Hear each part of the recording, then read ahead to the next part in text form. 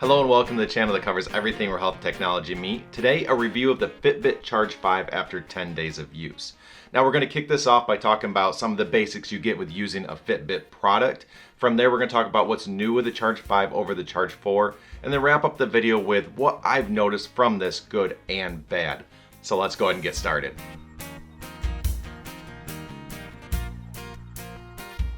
So we're going to kick this off with talking about what you get out of the Fitbit experience in case you're new and wondering what's included, or in case you're maybe an existing customer and wondering what's changed. And to be honest, the Fitbit experience is the Fitbit experience. Not much has changed. You still get all the things that you know, all the data you expect, and all the motivational tools that make Fitbit what it is. And I'm happy to report all that seems to be working just fine, so everything is good. But to recap, here are some of the things that you'll get to take advantage of with the Fitbit Charge 5. And that can include steps, miles, calories, activity minutes tracking, stress tracking, sleep tracking, and advanced sleep analytics, heart rate tracking, resting heart rate and cardio fitness levels, exercising tracking including GPS tracking for mapping your routes, food, water, and weight tracking, and other features directly on the device include Fitbit Pay, timers, alarms, text and call notifications, and a lot more. And those are the features that make Fitbit fun, motivational, exciting, and just an all-around good fitness tracker tool. And I'm happy to report that they're working good. But what do you get on the Charge 5 that you don't on the Charge 4?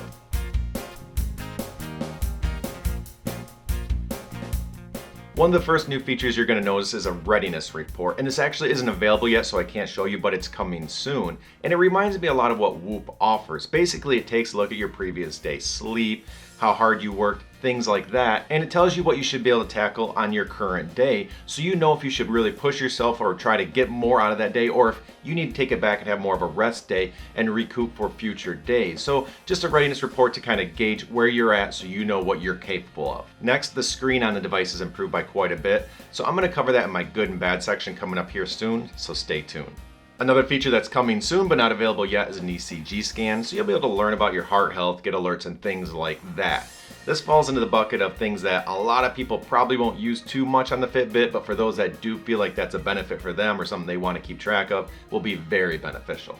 One more item here and then we're going to get to the goods and bads of what I've really noticed after using this, but if you could, real quick, hit that like button for me. Huge assist for the channel and I really appreciate it. And also, if you are looking at buying this, I do have links in the description down below. So last up of the new features is an EDA scan. Basically what this does is you tell it to start, you put your fingers on the side, you just relax and let it monitor some things. And it will come back with a report that tells you how your body is responding to stress.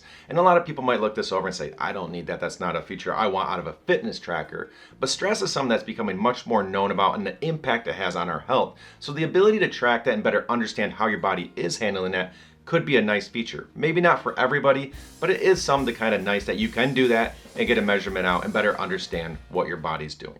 So I want to take a quick second to jump out of today's video and talk about our sponsor, Skillshare. And this is the place where creative people go to learn. It's always got new content, there's no ads, it's easy to jump in and learn whatever you want to learn. And normally I'll talk about what I'm trying to learn, but I want to go off script a little bit and show you how easy it is to learn with Skillshare, because you might be thinking, well, I got to know what I want to learn, or I got to have an idea of what I want to go get into.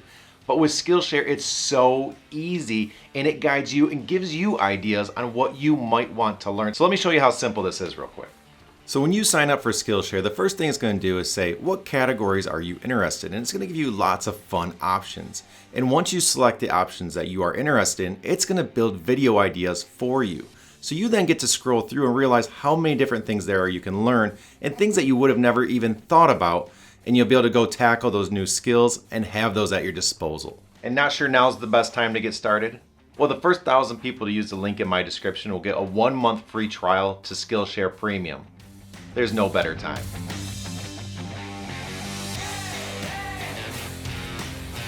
Next up is the goods and bads, and I have one major good and one major bad with this device, and we'll start with the good, and that is the screen. It is dramatically improved. The Charge 4 was monochrome. It was good. I liked it. It was crisp. It was easy to look at, but kind of bland, just black and white look. But with this, the colors are very vibrant, very crisp again. So when you're looking at it, even though it's a smaller screen, you're really able to see what you want, get the details you want easily. There's never any strain trying to figure out what it's showing you. It is very clear. It is very well done. But more importantly, something that I noticed is how well it responds to your interactions. So this doesn't have any buttons on it. You just swipe around the screen to get to the areas you want and to see the data you want. And in previous models, there'd be times where I would swipe and either wouldn't recognize it at all, or I might get a response that I didn't want. It went to a different screen and just didn't seem to interact quite as well. But as I've been using the Charge 5 and I do a swipe, it always does exactly what I want. It is quick, it's very responsive, it's very accurate, and overall I've just been very pleased at how easy it is to interact with this device. And coming from the Sense I was using that had a button on the side that I just did not find easy to use, it just didn't want to respond very well, just have everything be swipe based, it's very easy to use this device. So a very big, good item there from me. And on the bad side is battery life. Something about Fitbit that I love is how much data it collects, how many ways that can be used to motivate you, and just the amount of things that you can look over to better learn about your health and your fitness. But if it's not collecting that data long term, it's just not as beneficial. So I want these to collect 5, 6, or 7 days worth of data without me having to worry about losing it or charging it because I took it off, I forgot to put it back on and was done charging, and I lost a lot of data. And with this, I'm only getting 2, maybe 3 days, where previous model Fitbits I've tested were getting between 5 and 7, usually 5 and 5.5. And so I'm finding myself having it die in the middle of things that I want to get data on, like sleeping or when I am exercising, even though I went in thinking I had plenty of power to get through those activities. So I don't know if there's a firmware problem on this. They might just push an update and it gets resolved, or maybe I just got a bad model, so do check out what others are saying. But overall, the battery life has been very poor for me, and it's really just the one big thing that's taken away from an otherwise really good product that I've been very happy with.